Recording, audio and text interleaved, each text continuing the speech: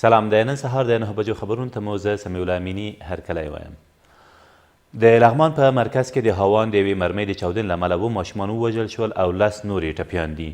د دغه ولایت د والي ویاند وایي دغه پیښه تېر مازدیګر نږدې 15 بجې د مهترلام ښار په بسرام سیمه کې هغه مهال رامنځته شوه چې دغو ماشومانو یا د مرمۍ ته نږدې لوبې کولې. ویل کېږي د ټپیانو روغتیایي وضعیت ښه دی.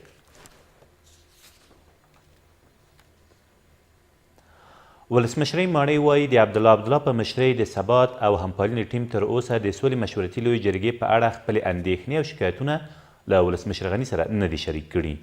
د ولسمشر ویاند هارون چخانسوري وایي ولسمشر به له ښاغلي عبدالله سره وګوري او په دې کتنه کې د یادې جرګې په اړه د اندېښنې او شکایتونه واوري او مناسب تصامیم به ونیول شي. د راتلونکو ولسمشریو ټاکنو لپاره د عبدالله په مشرۍ د ثبات او همپالنې ډلې تېره ورځ په یوې اعلامیې کې سره دي چې په اساسي قانون کې راغلې لویه جرګه د پریکړې کولو عالي مرجع او نورې مشورتي جرګې د خلکو د لیدلورو د اخیستو لپاره اغیزمنه لاره بولي، خو زیاتوي چې د سولې په مشورتي جرګه کې له ده سره مشوره نه ده شوې او سره له دې چې په یاده جرګه کې ګډون نه کوي هغه د افغانستان د اوسنیو ستونزو د حل لپاره هم اغیزمنه نه بولي. څه باندې 40 طالبان د غزني په ګیلان ولسوالۍ کې د افغان کمانډو ځواکونو په عملیاتو کې ووژل شول. د غزني د والي ویاند وایي په دغو عملیاتو کې چې له تېرو 40 ساعتونو راهیسې د یادې ولسوالۍ په اټک او لونګ سیمو کې روان دي څه باندې 213 وسلې هم د افغان ځواکونو لاسته ورغلي دي. له دې سره سم د دغه ولایت په خوږیاڼو ولسوالۍ کې د طالبانو د وسلو او نورو چاودونکو توکو یوه لویه زیرمه هم کشف او له منځه وړل شوې ده. په لوګر کې 10 کسان د دولتي او عامه خلکو د ځمکې د غصب په تور ونیول شول.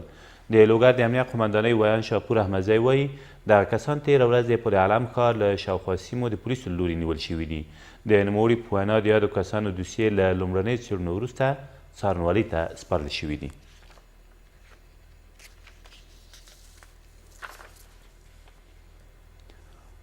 او د ټاکنو خپلواک کمیسیون وایي چې دوی له احصایې سره هوکړې ته رسېدلي چې په راتلونکو ټاکنو کې به په آنلاین ډول له بایومټریک دستګاه څخه ګټه پورته کړي او د ټاکنو پایلې به په 2 ورځو کې اعلان شي. یاد بنسټ وایي د ټاکنو د خپلواک کمیسیون په جوړښت کې د سمون لپاره کار پیل شوی او د تېرو ټاکنو ننګونې به په راتلونکو ټاکنو کې تکرار نشي. دلته د ټاکنو خپلواک کمیسیون له ټاکنیزو شریکانو سره ناسته جوړه کړي څو په ټاکنو کې د ښځو د ډېر ګډون په اړه خبرې وکړي. د ټاکنو خپلواک کمیسیون رئیس وایي دوی د سرشمېرنې له ادارې سره هوکړې ته رسېدلي څو د ولسمشرۍ ټاکنو په ورځ له بایومټریک دستګاه په آنلاین ډول ګټه پورته کړي او د 2 ورځو په اوږدو کې د ټاکنو پایلې اعلام کړي.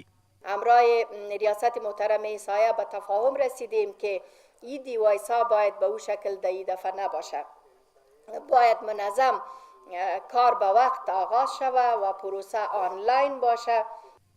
ټاکنیزو شکایتونو ته د رسیدګۍ کمیسیون رئیس هم د یاد بنسټ د پرمختګ خبره کوي او زیاتوي چې د کابل او کوچیانو حوزې پرته د ټولو پاتې ولایتونو ټاکنیزه پایلې به د روانې اونۍ تر پای پورې اعلام شي.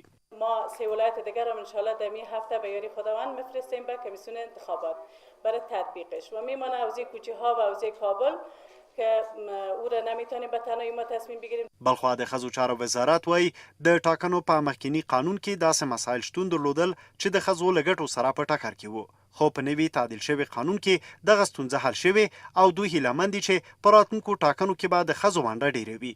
د انتخاباتو په قانون کې ضد موارد موجود وو چې د ښځو دپاره زیان اوره وو، یعنې د ښځو په نفع د ښځو په ګټه نه وو.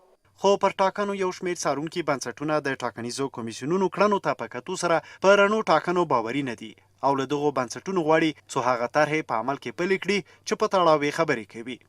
به حد یک سخن رسانه‌ای نبوده باشه، یعنی عملا اینا کار خود انجام بدن و مردم وانمود کنن که توانایی و ظرفیت در کمیسیون است. ټاکل شوي د ولسمشرۍ ټاکنې د روان کال د تلې میاشتې په 8مه ترسره شي، خو تر اوسه د دغو ټاکنو موده 2 ځلې ځنډول شوې ده. دا تر دې مهاله وروستي خبرونه، تر بیا مو الله امان.